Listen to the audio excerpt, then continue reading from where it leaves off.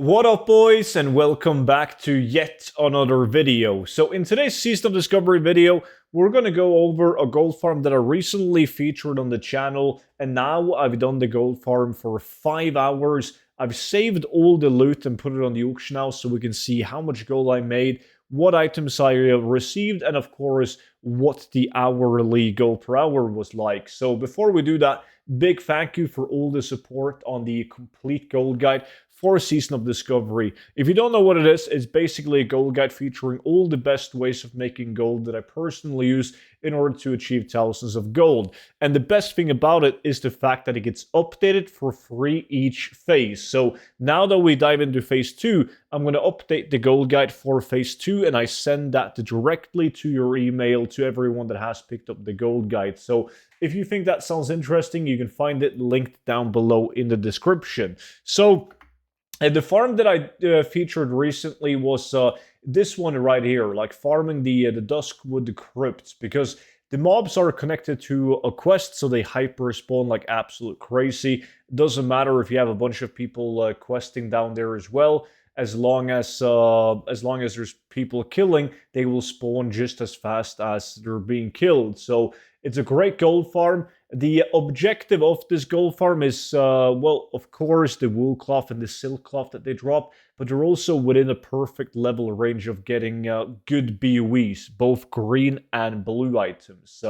And a thing that is worth mentioning is that these mobs, they drop specific green items. They can only drop from these mob types. So, for instance, you have the skeletal healer mob that drops the crypt bone staff. And then you have the skeletal warrior mob that drops the glowing leather bracers. Okay value on these. And then you have the skeletal raider mob that drops the skeletal longsword, which isn't really a good weapon, but still, it's a green item. It's just nice to have an additional specified green item on the loot table, because you typically get more green items in general when you farm mobs like this. So after doing this farm, which as I showed you guys like on the map, they're located like inside this crypt in Duskwood. I managed to get 10 gold raw in the 5 hours, so 2 gold an hour roughly. And on the auction house on my bank tune, I posted everything, and you can see I've already sold some of the materials right here. Some of these, like the gold bars, true silver, heavy stones, came from chests, because there's a lot of chests inside the crypts that I'm killing the mobs. And then I have another 47.7 gold in the auction house in market value. So we're looking at like 65 gold worth of items on the auction house, and then 10 gold raw, so 75 gold in the 5 hours, which is the same as making 15 gold an hour doing the farm. Now, I did get some decent green items, like got a large red sack out of a chest as well.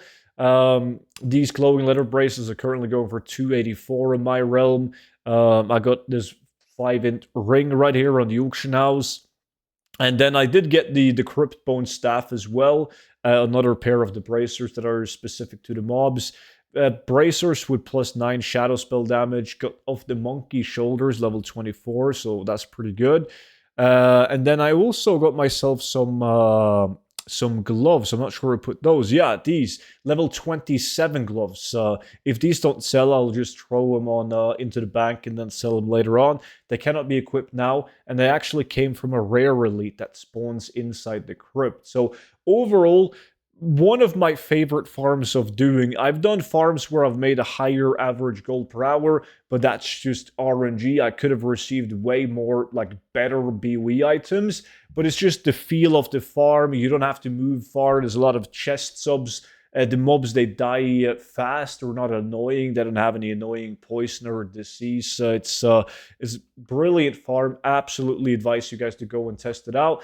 I do understand the issue if you play a horde getting to Duskwood. You might get killed by the Almighty Alliance, the better faction. But I do have a lot of like horde area farms coming. So just make sure that you are subscribed to my YouTube channel, and that way you'll be notified whenever those videos drops. And don't forget to check out the complete gold guide for Season of Discovery, and I'm soon updating it for the best Phase 2 gold farms, but the Phase 2 investments are already in the gold guide, so make sure to check that out. Thank you guys so much for watching, and I'll see you all back in at tomorrow's video. But until then, bye bye.